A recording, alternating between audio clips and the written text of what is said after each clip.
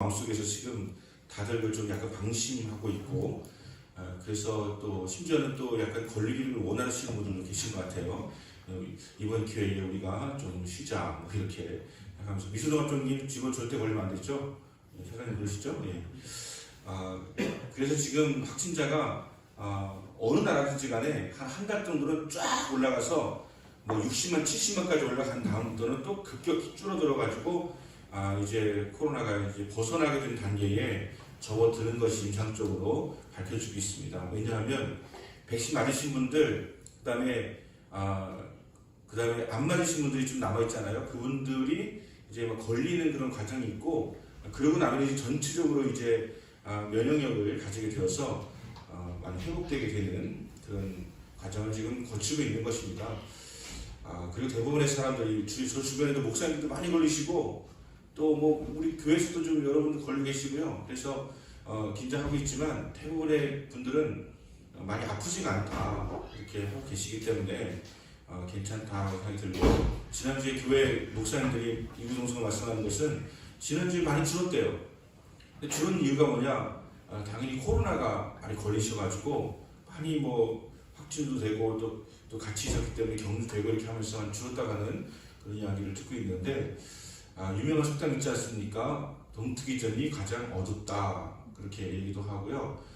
가장 심각한 위기가 클라이막스가 이제는 내리막길에 시작이 될 수도 있는 것이니까 마음을 이제 가지시고 철저히 조심을 하시되 두려워하지 마시고 일상을 잘 영위 나가셨으면 좋겠습니다. 오늘의 말씀의 제목은 마음이 깨끗한 자, 마음이 청결한 자가 복이 있다, 행복하다, 하나님을 볼 것이다 라고 하는 말씀을 전하고자 합니다. 마음이 깨끗하다고 하는 것은 죄가 없는 상태를 의미하는 것이겠을 것이고, 죄가 없는 상태라고 하는 것은 두 마음을 품지 않는 마음이 아닐까. 죄가 없는 상태가 있고요. 또 하나는 두 마음 품지 않는 것. 그러니까 우리가 두 마음 품지 않기가 대단히 어렵습니다.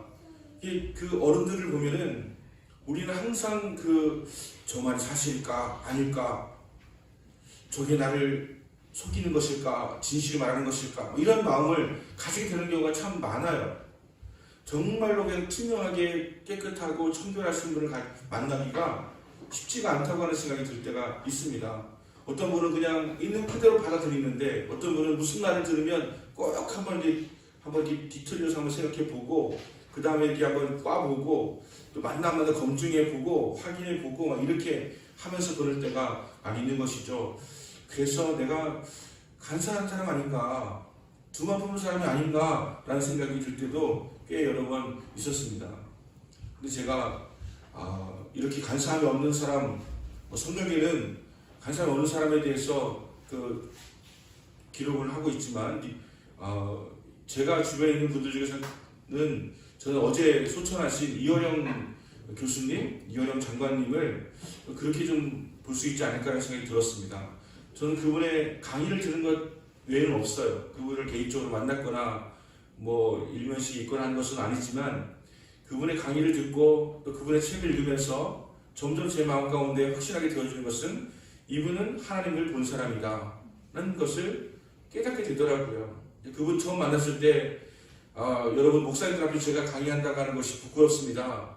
가장 낮은 차원이 난리지고, 아니면 인포메이션이고, 그 다음에 난리지고, 인포메이션 정보고, 난리지 지식이고, 그 다음 위즈덤인데, 위즈덤보다 더 위에 있는 것이 스피리추얼 이렇게 영적인 것인데, 자기는 기껏해야 인포메이션 혹은 난리지를 전하는 사람인데, 여러분들은 지금 영성을 전하시는 분들이시기 때문에 제가 여러분들 앞에서 이렇게 강의를 한다고 하는 것이 그렇게 좀 부끄러울 수가 없습니다라고 하는 그런 것으로 시작을 하셔서, 저는 정말 어디서 들을 수 없는 기쁜 그런 강의를 들었던 기억이 나고, 그리고 그분의 책을 읽으면서 이분이 점점 그때 말씀하신 것은 나는 미신자입니다 라는 이야기를 하더라고요. 아직 믿자 해가지고 나는 아직 신자가 아닙니다 라고 하는 이야기를 하더라고요. 우리 딸 이민아 목사가 나에게 그렇게 전도하고 해서 나는 예수를 믿기로 작정한 마음은 있지만 아직 제가 신자가 된 상태는 아닙니다 라고 하는 그런 이야기를 했습니다.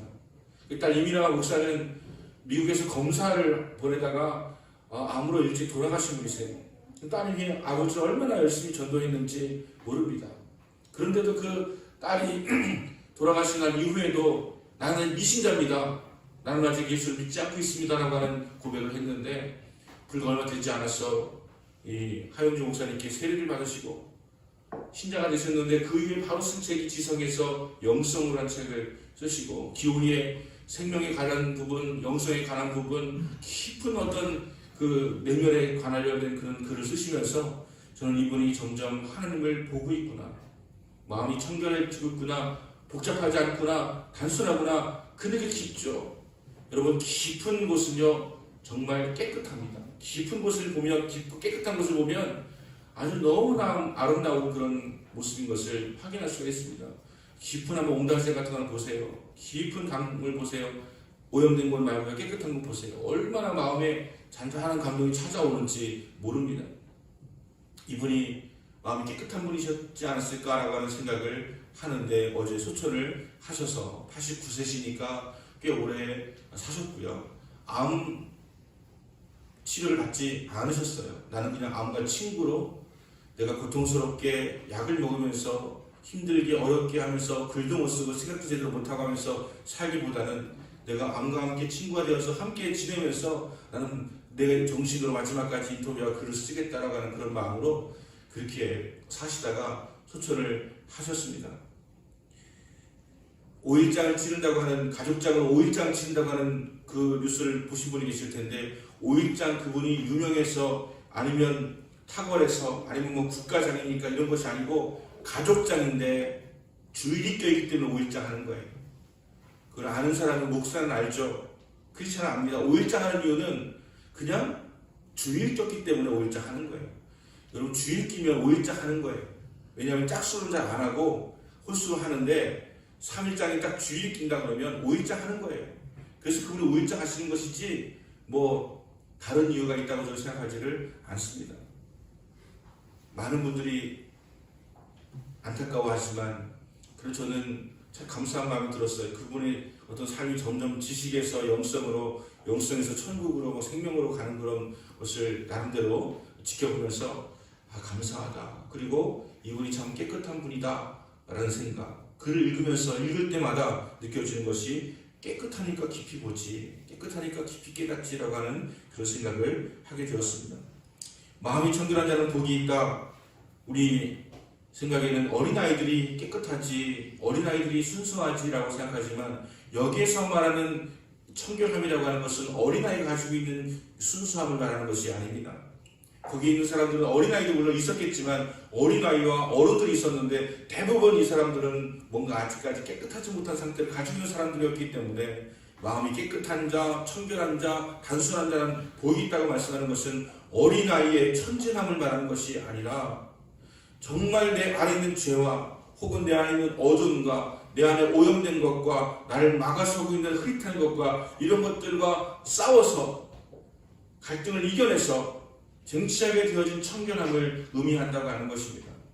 예수 믿는 삶이라고 하는 것은 그냥 예수 믿게 되는 순간에 우리가 안개가 쫙 거쳐버리고 예수 믿는 순간에 선한 능력으로 가득 차게 되어지고 우리가 예수 믿는 순간에 모든 악은 우리에게 소멸되어지고 그 의미하는 것이 아닙니다.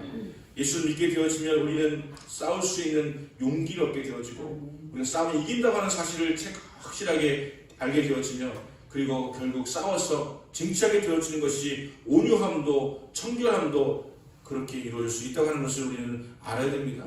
가만히 예수 믿고 집에서 이렇게 모니터로 뭐 예배를 드리면서 방을 막 굴러다니고 이렇게 하면 저절로 깨끗해지는 게 아니에요.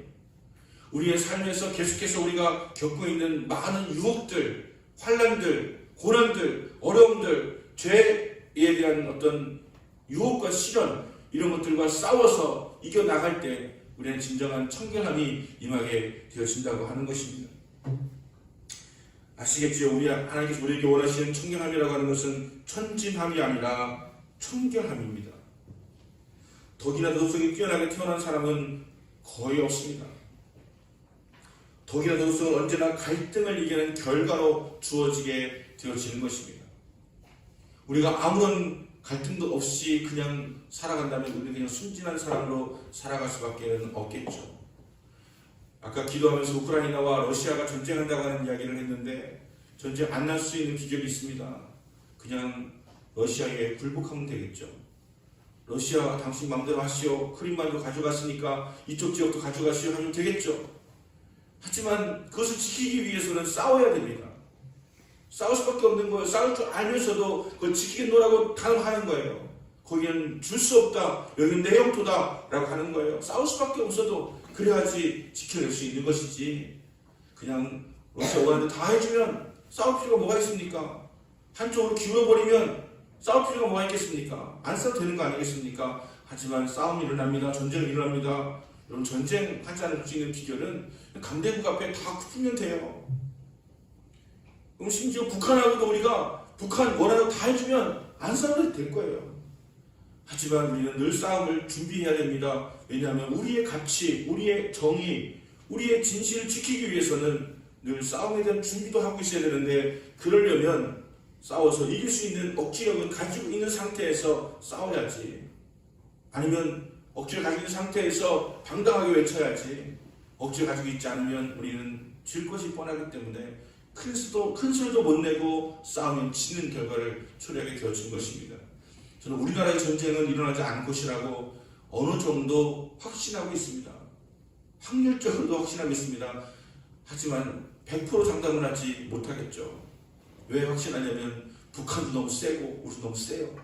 거기 핵무기도 있고 우리도 엄청나게 셉니다. 세계 6위의 군사 대국이에요. 우리나라가요. 우크라이나 세계 5위의 경제국이라 군사 대국이었는데 지금 25위입니다. 왜냐하면 독립하면서 핵무기를 다 없애버렸거든요.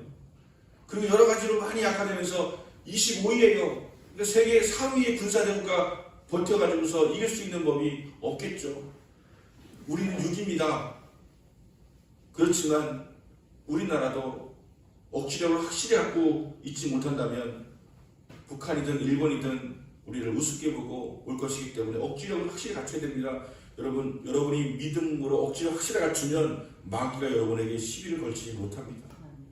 걸어가지고서 두들겨 맞고 걸어가지고서 패할 게 뻔한데 왜 시비를 걸겠습니까?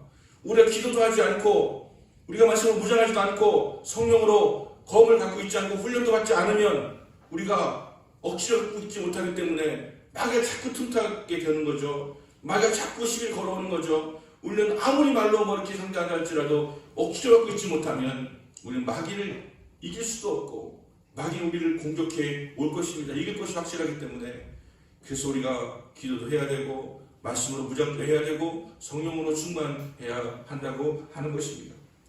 다시 말하면 청결이라고 하는 것은 결국 우리가 싸워서 지킬 수 있는 것, 싸워서 하는 것이 청결이라고 하는 것이죠.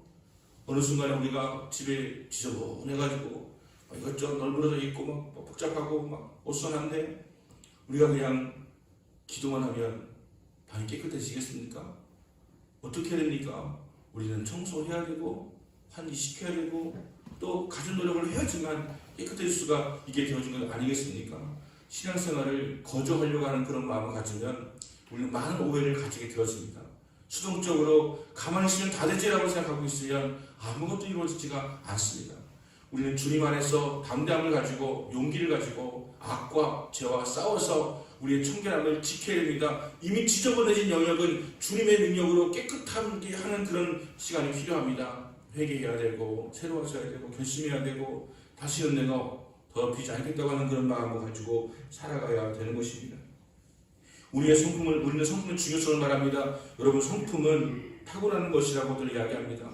하지만 성품이 타고나는 것으로만 그친다면 아마 목회는 필요 없을 것입니다. 우리 성품은 타고나는 것이지만 바뀔 수 있습니다.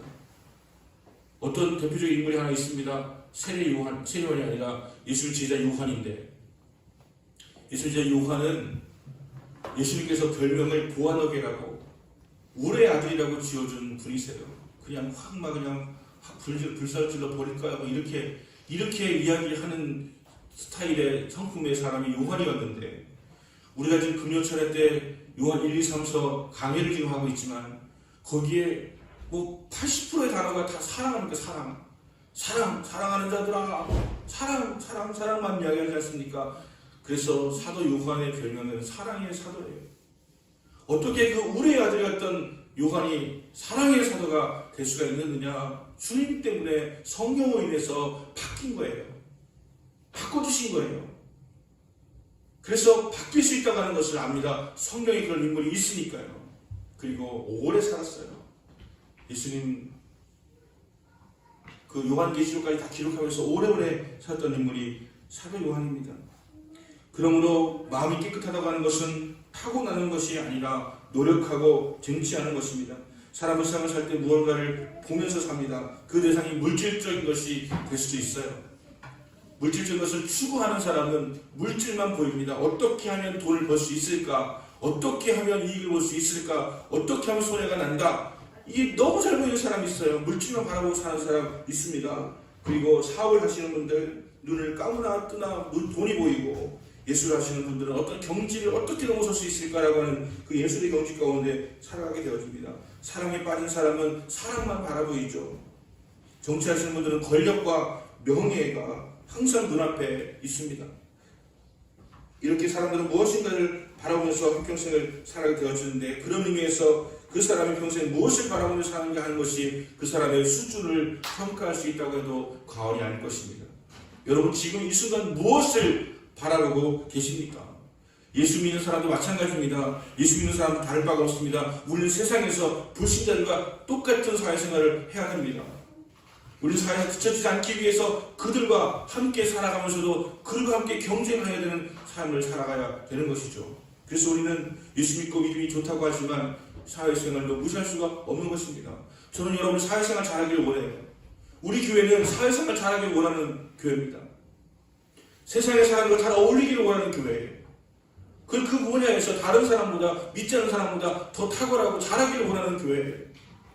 그냥 교회 잘 다녀서 기도를 많이 해서 정말 신앙은 좋고 믿음도 좋고 얼굴도 밝고 좋은데 사회생활은 엉망으로 하고 대인관계는 엉망진창이고 집안도 엉망진창이고 이렇게 살아간다면 그것은 바른 모습이라고 할 수가 없을 것입니다. 여러분은 사회에서 성공하세요. 여러분 누구보다 빠르게 부장으로 진급하시고 누구보다 빠르게 교감으로 진급하시고 누구보다 빠르게 사업에 성공하세요. 하지만 그러면서도 꼭 지켜야 될 것이 있다면 그들과 다른 눈을 하나 가지고 있어야 되는데 그것은 하나님을 바라보는 눈이라고 하는 것입니다. 그들은 죽었다 깨어나도 가질 수 없는 것이 하나님을 보는 눈이에요. 그것이 우리에게 있어야 된다고 하는 것입니다. 하나님 바라볼 수 있는 눈. 아무리 자기가 세운 목표를 바라보게 될지라도 그 목표, 그 원하는 것, 그것은 하나님을 사랑하는 것이 되어야 되고 내가 추구하는 그 어떤 것보다도 더 어떤 것도 더 사랑해서는 안 된다고 하는 것입니다. 하나님보다 더 사랑하는 것이 있어서는 결코 안 된다는 것이에요. 여러분 이 체크를 꼭 하셔야 됩니다. 여러분 돈보다 하나님도 사랑하십니까? 여러분 출세보다 하나님도 사랑하십니까? 여러분 자녀보다 하나님도 사랑하십니까? 어떠한 관심보다도 내가 하나님을 더 사랑할 수 있느냐 하는 것을 바라볼 수가 있어야 되는 것입니다. 하나님을 더 사랑한다고 하는 것이 다른 것을 덜 사랑해야 된다는 것을 의미하는 것이 결코 아닙니다. 하나님을 가장 사랑하면 하나님께서 모든 것을 더 바르게 살아갈 수 있는, 더 진실하게 사랑할 수 있는, 가장 합당하게 사랑할 수 있는 그러한 사랑을 그에게 허락해 주시기 때문인 것입니다. 그런데 세상 사람에 비해서 우리에게 하나님을 바라볼 수 있는 눈이 있어야 되는데 육신의 눈을 이야기하는 것이 아닙니다. 육신의 눈은 하나님을 볼 수가 없어요. 그러면 정신적인 눈이냐? 정신적인 눈으로 하나님을 볼 수가 없습니다. 이것은 마음의 눈을 가리키는 것입니다.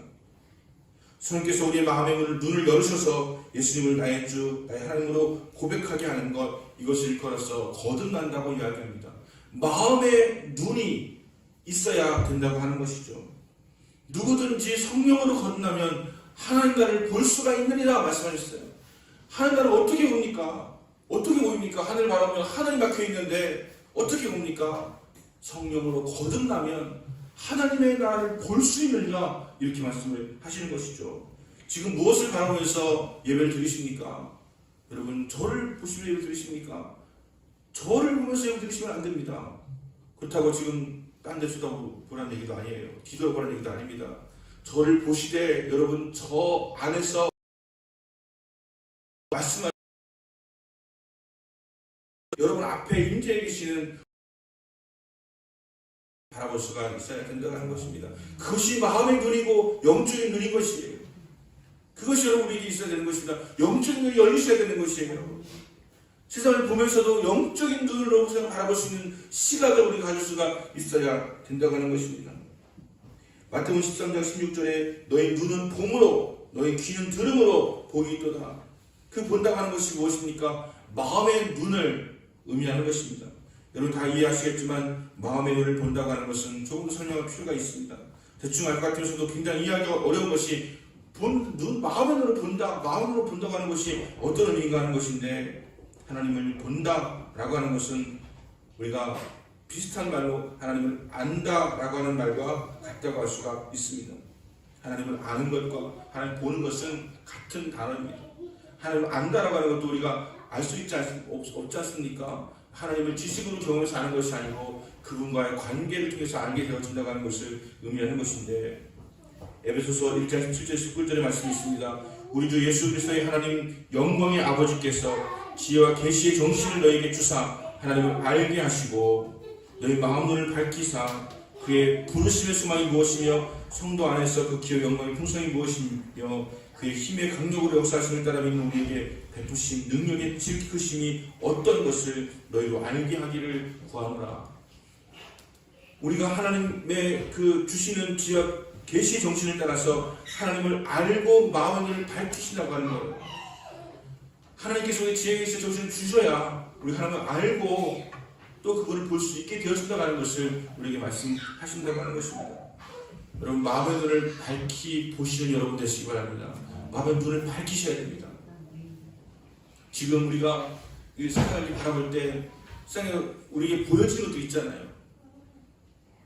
많은 것들을 보지 않습니까? 우리가 지금 대선을 위해서 우리 가사와 기도할 때 정말 하나님을 알고 합당한 분을 뽑게 해달라고 기도하고 있잖아요. 과연 그런 분을 뽑힐까요?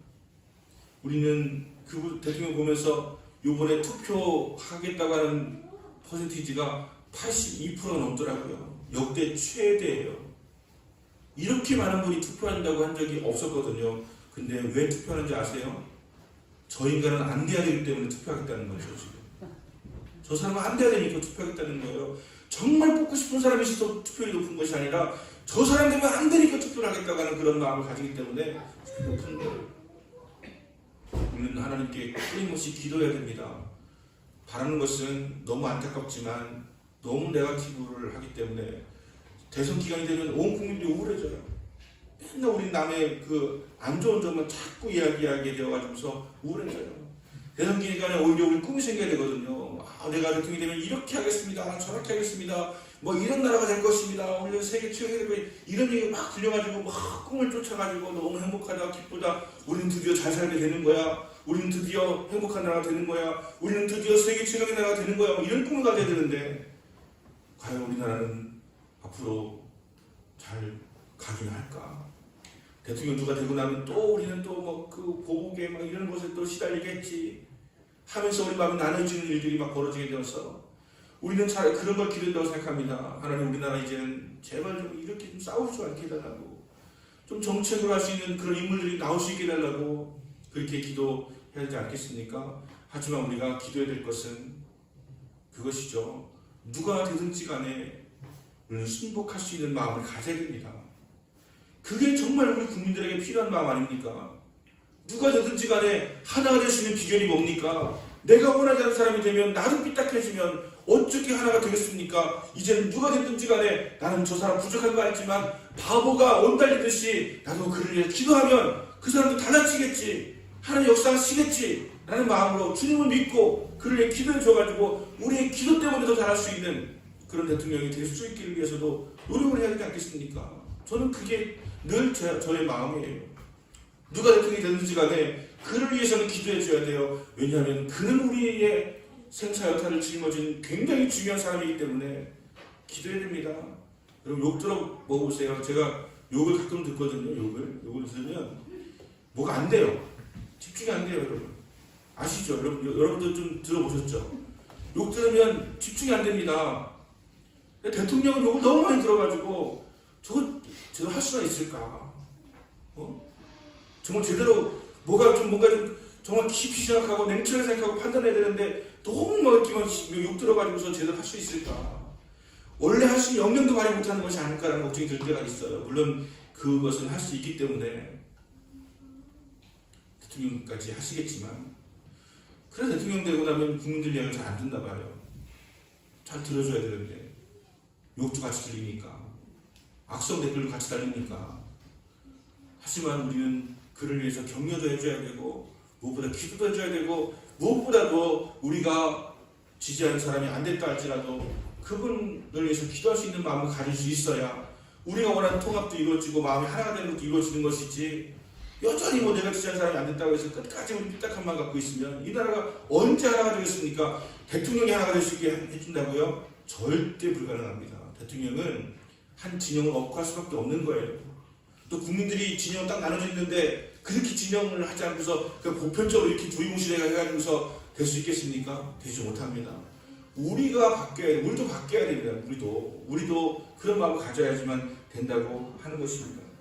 그래서 우리가 세상을 바라볼 때 영적인 눈과 정신적인 눈, 이런 것이 영적으로 주님께 주시는 그런 눈을 가지고 마음의 눈을 열어서 세상을 바라볼 수가 있어야 된다는 것을 꼭 기억하시기 바랍니다. 우리는 누가 될지 그거에 대해서는 알지 못하지만 우리가 마음의 눈을 열어가지고 바라봐야 되는 것만큼은 사실인 것이죠. 확실한 것이죠. 마음의 눈을 열어서 세상을 바라보시기를 바랍니다. 청결하다는 말은 두 가지 뜻이 있는데, 우선 말 그대로 깨끗하게 하는 것을 의미합니다. 우리 몸에는 눈이 있는데 눈이 하루에 25,000번 깜빡인다고 그래요. 오늘은 그 미세먼지가 어제보다 덜한 것 같아요. 제가 바로미터거든요. 미세먼지가 있으면 설교하다가 10번 넘게 기침을 합니다. 목이 안 좋으니까 너무 민감해가지고 바로 기침도 나고 어려운데 미세먼지가 그래도 덜한 것 같아요. 하지만 눈이라고 하는 것은 하루에 25,000번을 깜빡거려야 되는데, 우리가 일부러 인공눈물을 넣지 않는 이상은 이 깜빡임이 25,000번 있어야지만 우리의 불순물들 제거되어지고 또 깨끗한 물 유지할 수가 있게 되어지는데, 우리는 요즘에 모니터를 보느라, 핸드폰을 보느라 깜빡이지 않습니다. 여러분, 핸드폰 보고 있는 동안에 깜빡이지 않는 거 아시죠? 그 시간에 수없이 깜빡여야 되는데 우리는 깜빡이지 않습니다. 눈이 안 좋아져요. 건조해집니다. 그리고 깨끗해지지가 않고 시력이 안 좋아지는 일들이 나타나게 되어지는 것이죠. 그래서 우리는 모니터 보는 거, 핸드폰 보는 거 삼가하기도 해야 되고, 보게 되어진다면 우리는 블루라이트라든가 이런 것을 가지고서 유지해야 될 것입니다. 하지만 가장 좋은 것은 우리가 자꾸 모니터를 쳐다보지 않고 바깥을 보면서, 하늘을 보면서 깨끗하게 유지하는 것이 중요한 것이죠. 청결하게 된다고 하는 것 다른 것이 아니라 우리가 깨끗하게 한따라가는 우리를 가지고 있는 것입니다. 그래야 우리가 깨끗하게 될 수가 있으니까요. 우리의 마음도 마찬가지입니다. 우리의 마음이 더러워진 것을 자꾸 청소하고 자꾸 깨끗하게 해야지만 우리가 깨끗하게 될 수가 있는 것입니다. 우리의 마음에 누군가를 미워하는 마음을 품어보십시오. 그러면 당장 어떻게 되는지 아십니까? 하나님이 안 보입니다. 우리의 마음이 누군가를 시기하고 질투하고 미워하고 있으면 하나님이 안 보여요. 예쁜 여자를 보면서 이상한 생각을 하게 되어지면 그 음욕을 품는다고 이야기하는 것인데, 그럼 누가 안 보입니까? 하나님이 안 보입니다. 그냥 예쁜 여자가 보이는 것이겠죠. 우리가 하나님을 바라볼 수 있는 마음은 깨끗한 마음인데, 이 깨끗한 마음을 끊임없이 청소해내지 않으면 우리는 하나님을 볼 수가 없다라고 하는 것입니다. 청결하면 두 번째 의미는 마음이 갈라지지 않는 것입니다. 간사하지 않다고 하는 것을 의미하는 것이죠. 저는 이런 사람 보면 너무너무 반갑더라고요. 간사함이 없는 분들 있잖아요. 두 마음 품지 않는 분들 있잖아요. 이런 분 보면 얼마나 반갑고 좋은지 몰라요. 너무 좋아요. 그냥 이렇게 하고 있으면 그냥 이분은 정말 마음에 간사함이 없구나, 순수하구나 하는 그런 마음이 드는 분들이 있어요. 그분하고 대화를 나누면 그렇게 좋아요. 물론 어떤 경우는 저렇게 단순해가지고 저렇게 그냥 생각이 그냥 없이 그냥 투명해가지고 어떻게 살 수 있을까라고 생각이 드는데, 간사함이 없는 분들을 만나면 그렇게 마음이 평안하고 행복해요. 제가 어제 전길자 교수님하고 식사를 같이 했는데, 무슨 이야기하면 저를 이렇게 바라보면서 이렇게 이야기하는데 그냥 내가 얘기하면 들으세요. 다른 이야기를 듣고 와가지고 뭐 이렇게 하면서도 내가 얘기하면 그냥 들으세요. 아, 그런 것이군요 라고 더 이상 뭐 하는 게 없어요. 그냥 단순하게 받아들이시는 모습 봐요. 야, 저렇게 가지고서 세상 살아가겠나 싶은데 그분은 국회의원 5선 사모님이세요. 그리고 이화여대 교수시고요. 단순해도요 성공할 수 있는 것 같다는 생각이 들더라고요. 여러분, 하나님을 믿으면 단순해집니다. 하나님을 믿으면 하나님을 믿기 때문에 단순할 수 있어요. 자신감이 있고 용기가 있습니다. 그래서 우리는 자신 있게 세상을 살아갈 수 있게 되어지는 것이고요. 그래서 마음이 단순해야 하나님을 볼 것입니다. 마음이 복잡해져 있으면 하나님 볼 수가 없는 것이고, 마음에 죄가 있으면 하나님 볼 수가 없는 것입니다. 그래서 하나님과 재물을 동시에 섬길 수 없다고 하는 마태복음 6장 24절 말씀이 있지 않습니까? 하나님과 재물을 동시에 섬길 수가 없습니다. 재물에 눈이 어두워져 있으면 하나님 보기가 어려워요. 재물이 많아도 그렇고 없어도 그렇고 재물에 눈이 어두워지면 하나님 볼 수가 결코 없다라고 하는 것입니다. 그런데 왜 그렇게 되었느냐면 마음이 갈려지기 때문이에요. 하나님을 보고 있다가 물질도 보고 물질의 마음을 뒀다가 하나님께 마음을 두고 하나님께 마음을 뒀다가 물질의 마음을 두고 하니까 마음이 갈라져가지고 우리가 하나님을 제대로 볼 수가 없게 되어진다고 하는 것입니다. 근데 하나님을 볼 때에, 안다고 할 때에 한 가지 알아둘 것이 있습니다. 우리는 하나님을 전체를 볼 수는 결코 없다고 하는 거예요.